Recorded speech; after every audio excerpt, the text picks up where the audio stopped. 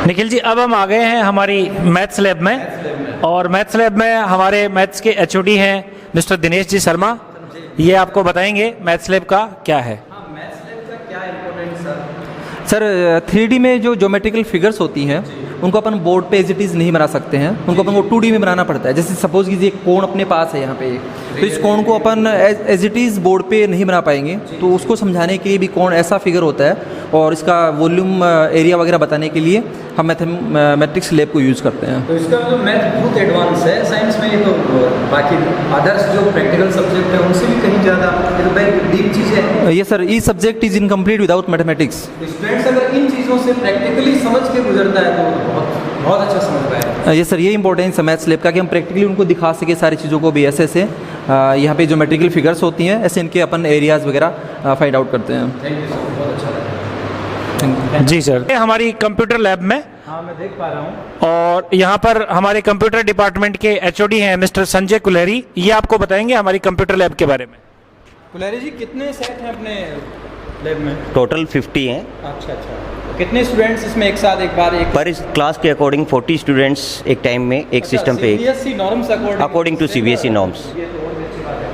CBSE standard के according class से हमारी बहुत बड़ी बात है, और उसके हिसाब से जो बच्चे, तो ये तो एडवांस दुनिया है। बिल्कुल, देखो टेक्नोलॉजी का टाइम है और हम बच्चों को टेक्नोलॉजी के अकॉर्डिंग ही प्रोजेक्टर से पूरा सिखाते हैं, ताकि बच्चा एक बच्चा आराम से हर चीज़ सीखे। और इस टेक्नोलॉजी के युग में हमारा हर एक बच्चा टेक्नो सेवी है, वो ऑनलाइन क्लास में बड़े आराम से होमवर्क करता है, सबमिट कराता है स्कूल लोग ऐप पे, तो पूरी टेक्नोलॉजी का पूरा फ़ायदा हर एक बच्चा उठा रहा है फिलहाल।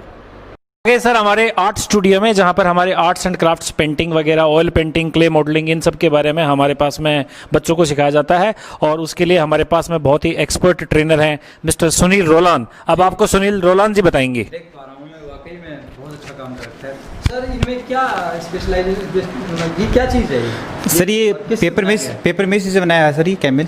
हाँ, इसमें पीली मिट्टी डाल के, और इसमें पेपर, जो वेस्टेज पेपर होते हैं जिसको मुल्तानी मिट्टी, हाँ मुल्तानी, हाँ उसको पीली मिट्टी बोलते हैं। उसको मतलब पानी में भिगो के 1-2 दिन रखते हैं, उसको अच्छे से पीस के फिर हम इसको क्ले की तरह इसको बनाते हैं। वाकई में बहुत काम इन्होंने किया होगा। तो मुझे लग रहा है कि कहाँ किस तरह आपने इसका मतलब कोई कंपटीशन भी? ये सर, इसमें बच्चे की फाइन मोटर स्किल्स होती हैं, वो डेवलप होती हैं, और बच्चे की कंसंट्रेशन पावर होती है, उसके माइंड की, उसके हैंड्स की, उसके स्किल्स की, उसकी क्रिएटिविटी की, ब्लेंड ऑफ मैनी स्किल्स। हाँ, बहुत सारी स्किल्स की ब्लेंडिंग इसमें होती है। तो जो हमारे सुनील सर हैं, वो रंगोली कंपटीशन में भी बच्चों को पार्ट करवाते हैं, तो रंगोली में ड्राइंग वगैरह आ जाती है, अलग अलग रंग कहाँ भरने हैं, कैसे किसका कोऑर्डिनेशन और कम्बिनेशन अच्छा रहेगा, वो चीज़ आ जाती है। साथ में पेपर के द्वारा आर्ट एंड क्राफ्ट वाले भी आप देख रहे हैं यहाँ पर कि तरह तरह की चीज़ों से बच्चों से वो करवाई जाती है, कटिंग वटिंग करवा करके पेंटिंग करवाई जाती है। जहाँ तक आप पूछ रहे हैं कि कॉम्पिटिशन्स के अंदर, तो हमारे बच्चे पूरे शेखावाटी रीजन में जहाँ जहाँ कहीं कॉम्पिटिशन होता है वहाँ भाग लेते हैं। और अभी बिड़ला बालिका विद्यापीठ में हमारे बच्चों ने पिलानी वहाँ पर भी हमारे बच्चे अवार्ड लेके आए, KBM मंडरेला में भी अवार्ड लेकर के आए हैं। जबरदस्त जुनून है इनका, इनकी इतनी कठिन मेहनत, हाँ बहुत शानदार मेहनत करते हैं PTM में। बाकी किसी दिन के अंदर भी पूरी स्कूल का डेकोरेशन करना, स्कूल को अच्छे से सजाना, और यही चीज़ बच्चे अपने घर के अंदर भी अपने घरेलू चीज़ों को भी अच्छी तरीके से कैसे सुव्यवस्थित करके और बहुत ही ब्यूटीफुल तरीके से कैसे प्रेजेंट कर सकते हैं, ये सारा सहयोग और सारी ट्रेनिंग हमारे सुनील जी द्वारा बच्चों को बहुत ही शानदार तरीके से दी जाती है। हमारे जब बच्चे आते हैं बड़ी खुशी होती है, क्योंकि बच्चों में क्रिएटिविटी आती है। तो हम चल रहे हैं हमारी केमिस्ट्री लैब में। ये हमारी केमिस्ट्री लैब है, और ये हमारे केमिस्ट्री के एचओडी और सीनियर कोऑर्डिनेटर हैं मिस्टर इंदर सिंह जी। अब आप इनसे बात करिए, ये आपको बताएंगे हमारी केमिस्ट्री लैब का क्या इंपॉर्टेंस स्पेशली है और किस तरह की हमारी लैब है। बिल्कुल इंद्र सर, आपकी लैब की सबसे खास बात तो मैं ये देख रहा हूँ कि मैंने बहुत सारे स्कूल के विजिट्स किए हैं, तो उनमें मैंने इतनी अच्छी लैब, एकदम हर तरह से सजी हुई, तो ये आप इतना ख्याल रखते हैं। दूसरी बात है, इसमें किस तरह की चीज़ों का सबसे ज़्यादा आप जो प्रैक्टिकल वगैरह करते हैं, थोड़ा बताइए। First of all sir, welcome to GIS chemistry lab. Thank you sir. As we know, science is the experimentally observed knowledge प्रयोगों द्वारा प्रेक्षित ज्ञान ही विज्ञान है। तो इस कॉन्सेप्ट को हम ध्यान में रखते हुए हम सभी बच्चों को जो थ्योरेटिकल कॉन्सेप्ट हैं उनको प्रैक्टिकल के माध्यम से सिखाने की कोशिश करते हैं, ताकि बच्चों का उसमें इंटरेस्ट डेवलप होगा। और यदि बच्चों का इंटरेस्ट डेवलप नहीं हो पाए तो बच्चा किसी भी तरह बच्चा क्या हम भी यदि किसी कॉन्सेप्ट को सीखने की कोशिश करें और हमें वो बोरिंग लगे तो हम फिर उसको नहीं सीख पाते हैं, उसको स्किप कर देते हैं। तो इस तरह से हमारा कॉन्सेप्ट रहता है कि हम उनको प्रैक्टिकल के थ्रू लर्निंग करवाएं। Yes yes yes. तो इसमें स्टूडेंट्स की संख्या कितनी रहती है लगभग? सर सीबीएसई गाइडलाइंस के अकॉर्डिंग हमारे पास में 50 स्टूडेंट्स की लैब कैपेसिटी है।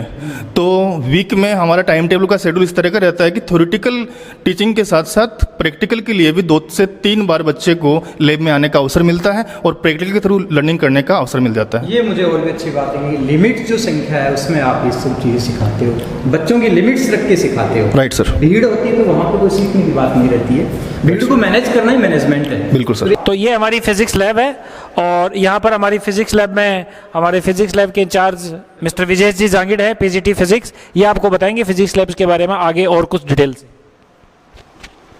सबसे पहले तो सर वेलकम आपका फिजिक्स लैब में। Thank you Vijay ji. Sir जैसा कि फिजिक्स प्रैक्टिकल लाइफ से रिलेटेड सब्जेक्ट है, तो यहाँ बच्चों को हमारी कोशिश यही रहती है कि ज़्यादा से ज़्यादा रट्टे नहीं लगवा के और उनको प्रैक्टिकल लाइफ से जोड़ा जाए।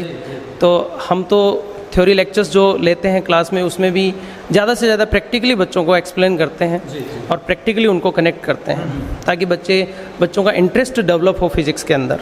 तो कोई एक आध ऐसा इंटरेस्टिंग सा कोई ऐसा हो कोई प्रैक्टिकल? देखिए सर, जैसे ये है तो जैसे ये एलईडी है, एलईडी लाइट है और ये वैसे दिखने में बहुत स्मॉल है, बट इसका जो कॉन्सेप्ट है, इसकी जो थ्योरी है वो बहुत ही लॉन्ग है। तो ये एक एलईडी है, इसको हम प्रैक्टिकली बच्चों को एक्सप्लेन करते हैं।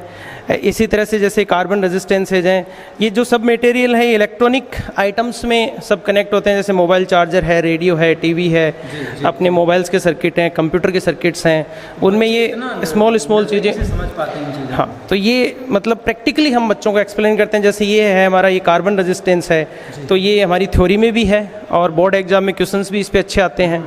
और इसको हम प्रैक्टिकली एक्सप्लेन ऐसे बच्चों को एक प्रैक्टिकली, जैसे इस पे कलर कोडिंग है, ऐसे ये कलर बैंडिंग, इसके अकॉर्डिंग इसके वैल्यूज़ कैलकुलेट किए जाते हैं। तो बच्चे मतलब एक एडवांस जाके और इंजीनियरिंग तक की बातें भी जो है वो अच्छे से क्लियर कर पाते हैं।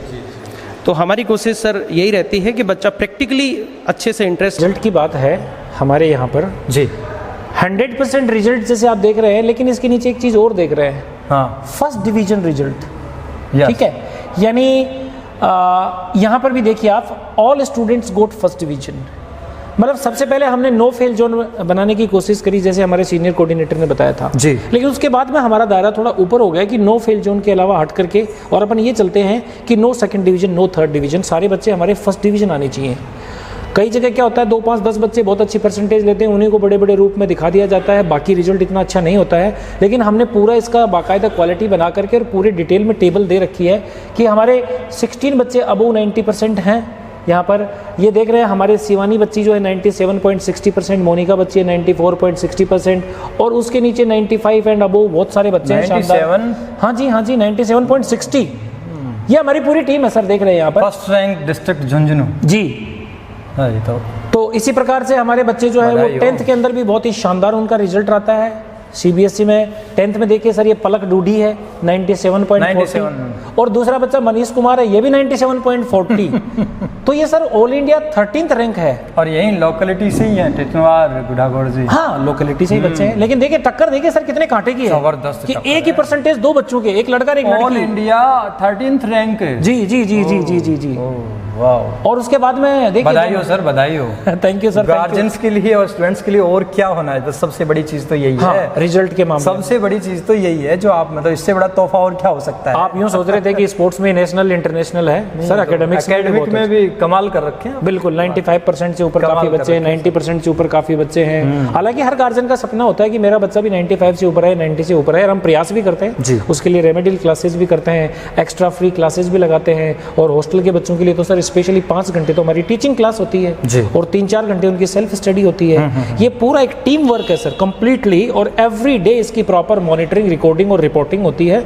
और इस तरह से इनके इंटरनल टेस्ट वगैरह से असेस करते रहते हैं, जहाँ पर हमें रेमेडियल मेजर्स अपनाने पड़ते हैं वो अपनाते हैं, बाकायदा इनका हर चीज़ का रिकॉर्ड रखते हैं।